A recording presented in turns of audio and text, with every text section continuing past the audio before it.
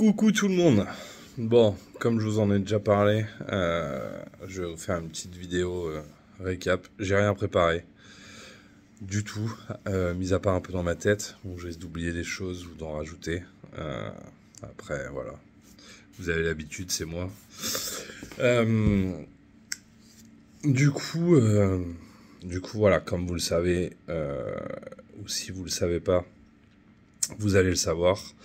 Je quitte la ferme au 31 août.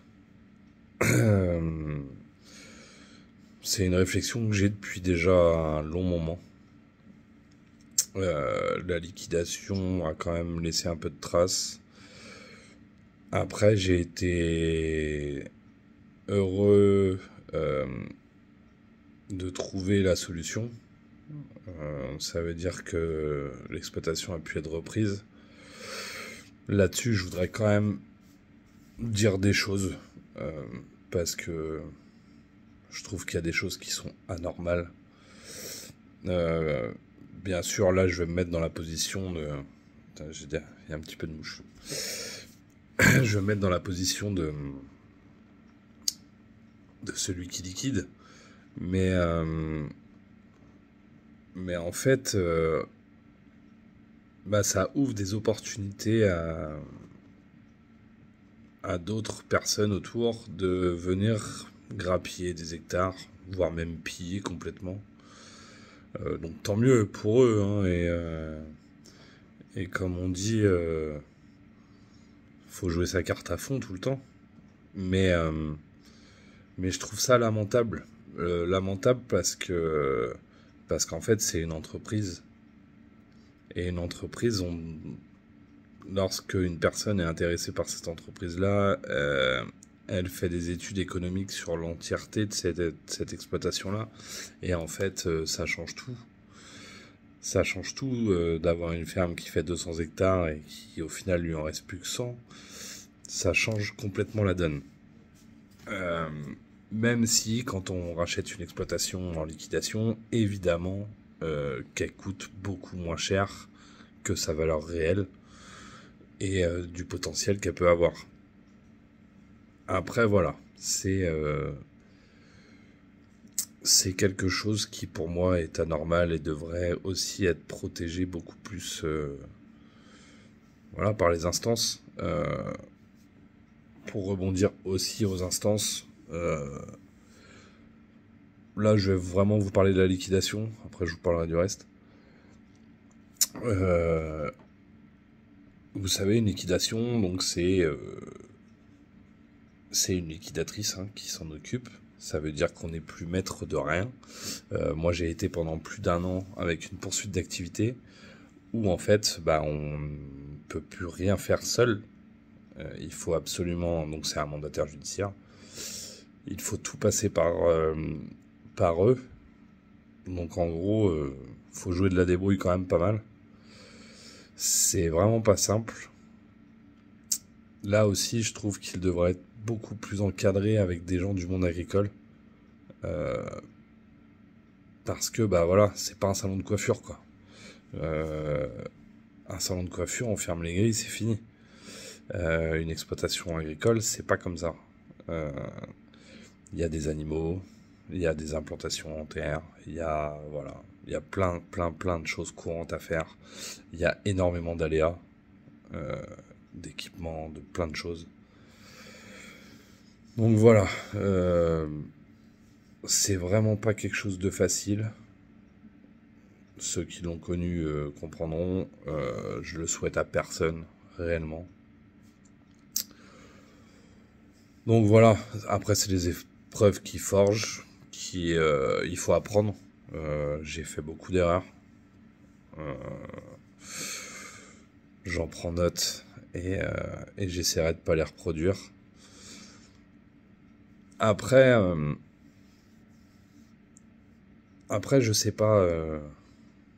Comme on dit, il y a le destin en fait. Donc le destin était peut-être que ça devait pas se passer comme ça.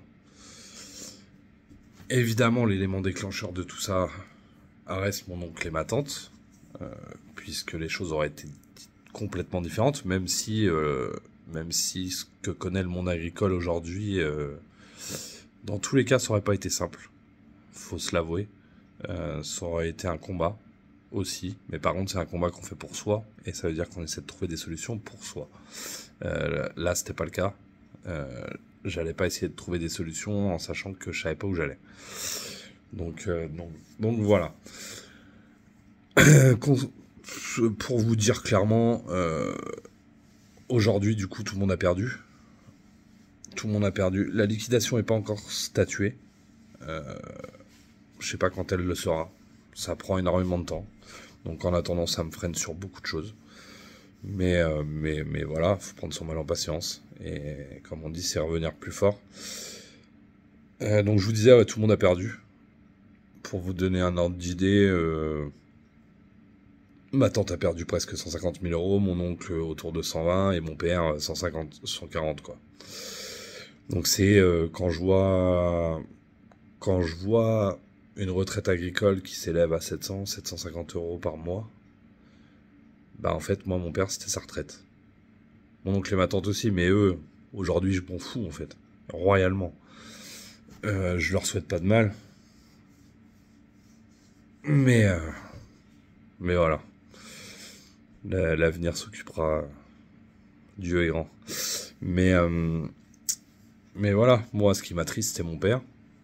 C'est de voir que du coup, bah, trimer toute sa vie, bosser toute sa vie, pour au final 700 ou 750 euros par mois. Je trouve ça scandaleux. Donc il n'y a pas que lui, puisque c'est tous les agriculteurs comme ça. Donc ceux qui arrivent à vendre, effectivement, ils ont capitalisé, mais en fait, ça n'a rien à voir.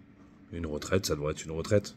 Ils auraient juste un peu plus d'argent, mais en soi, entre 750 et 1200 euros par mois, c'est pas ça qui leur changerait grand chose dans leur train de vie s'ils ont bien vendu leur exploitation, en fait.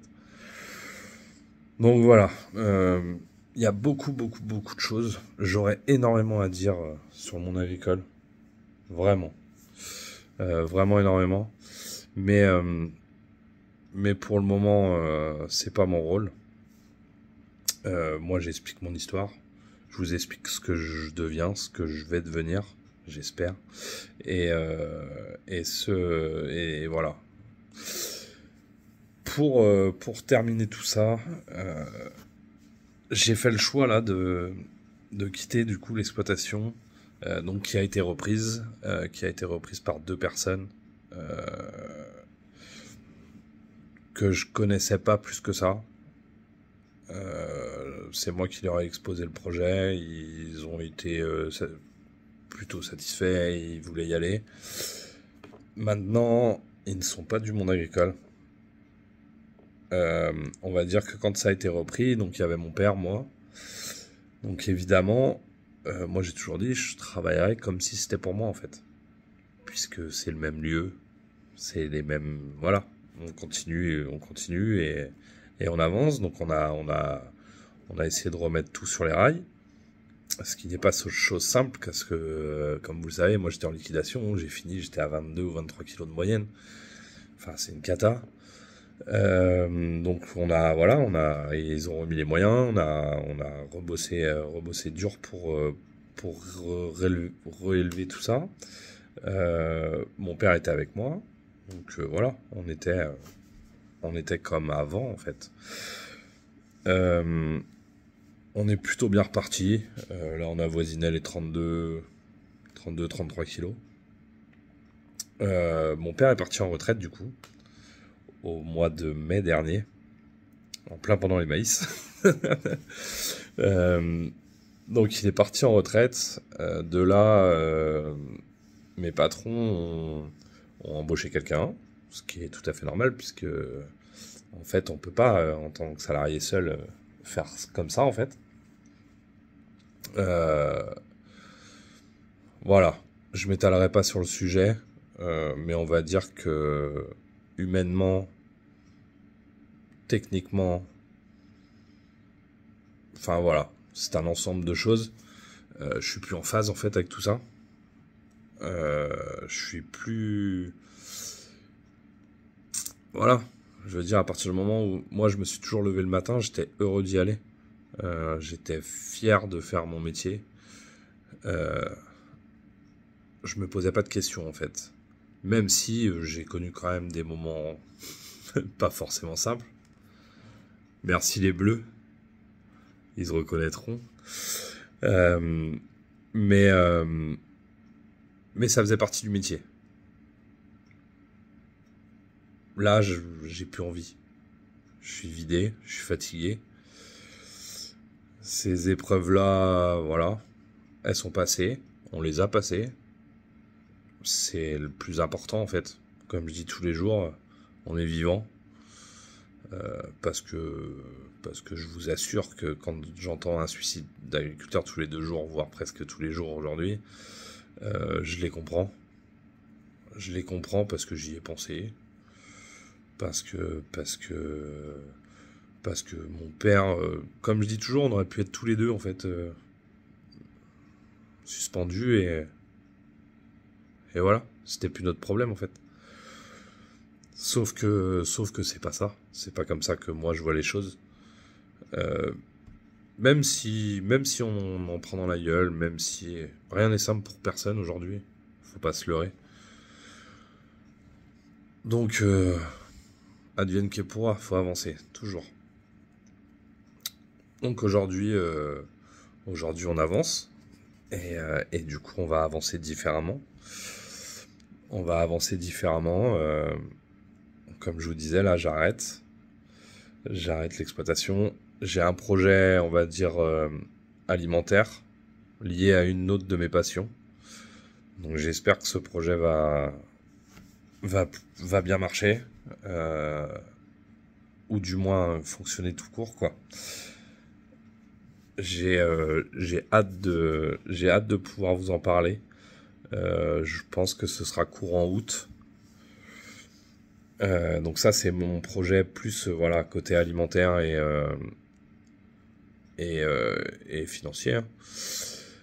Ensuite j'ai mon autre passion qui reste et restera l'agriculture, où là j'ai en tête, je sais pas ce que ça va donner, je ne sais pas comment avoir les contacts, je ne sais pas, enfin voilà, je suis en pleine réflexion dessus, mais je voudrais en fait développer ma chaîne YouTube avec touche pas à ma ferme. Voilà l'intitulé. Le gros de la chose, ce serait de réussir à intervenir dans des exploitations en difficulté, mais aux prémices des difficultés. Ça veut dire là où on sent que ça joint plus, que ça commence à être vraiment compliqué, mais pas quand il y a beaucoup d'argent dehors. Je l'ai vécu, je sais que ça va hyper vite. Je sais comment on catégorise les choses pour réussir à régler les autres. Enfin, voilà. Donc je voudrais en fait essayer d'apporter un peu mon expérience, parce que comme on dit, c'est une mauvaise expérience, mais ça reste une expérience. Donc voilà, je voudrais apporter un peu mon expérience et j'aimerais qu'avec vous tous, toute la communauté qui peut regarder les vidéos, apporter en fait des solutions, même minimes en fait, mais des solutions. Moi, comme je dis, à plusieurs cerveaux, normalement, on est meilleur qu'à un. Donc voilà, c'est plus cette approche.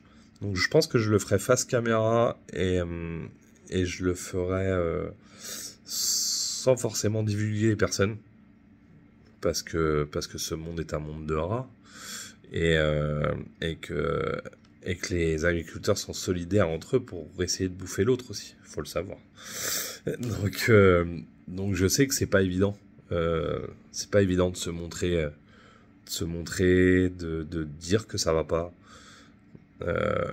J'en ai tellement entendu dire ah, j'ai fait 95 quintaux et que la réalité c'est 75 ou 80. Je vois pas l'intérêt. Mais après, c'est le monde agricole qui est comme ça, le monde en général est comme ça. Mais voilà. Donc ça, je voudrais le faire soit sur une vidéo tous les 15 jours, ou une vidéo par semaine, mais je sais pas encore dans le planning, parce que j'aimerais me consacrer à ça plutôt quand j'ai pas victoire. Donc voilà. Tout ça c'est encore en cheminement, mais je voulais vous le dire, je voulais le partager avec vous parce que ça me tient à cœur, parce que j'espère toujours avoir été transparent avec vous. Je suis assez transparent sur ce que je pense du monde agricole aussi, ce qui ne plaît pas forcément, pas tout le temps, mais j'ai envie de porter en fait. J'ai un peu envie de porter cette parole que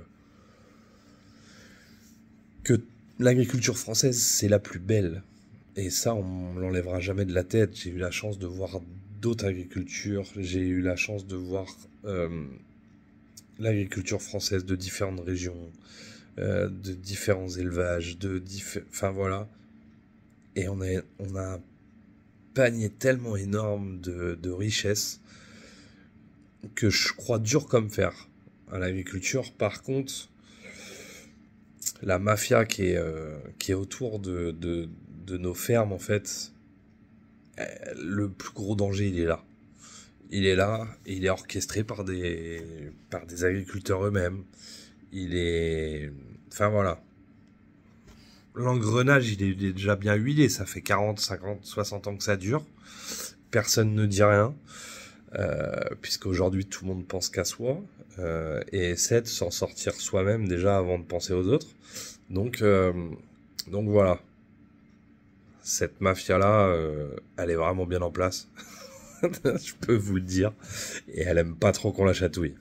Mais voilà, moi aujourd'hui j'aurais plus rien à perdre. J'avais déjà rien à perdre avant, puisque elle était déjà partie la ferme, mais là aujourd'hui je me sens libéré d'un poids. J'espère pouvoir m'épanouir dans autre chose, et justement garder quand même ce lien, parce que je suis un amoureux inconditionnel de l'agriculture. Donc voilà. Bon, je vous emmerde pas plus longtemps, ça commence à faire déjà un peu. N'hésitez pas à laisser des commentaires si vous avez des idées, ce que vous en pensez, enfin voilà. Parce que en fait c'est aussi pour vous, c'est aussi pour tout le monde. Donc voilà. Merci à tous en tout cas. Merci pour tout le soutien que vous m'avez apporté toutes ces années. Comme je dis aussi, vous faites partie de ma thérapie. Et voilà. Merci sincèrement, et j'espère vous revoir bientôt.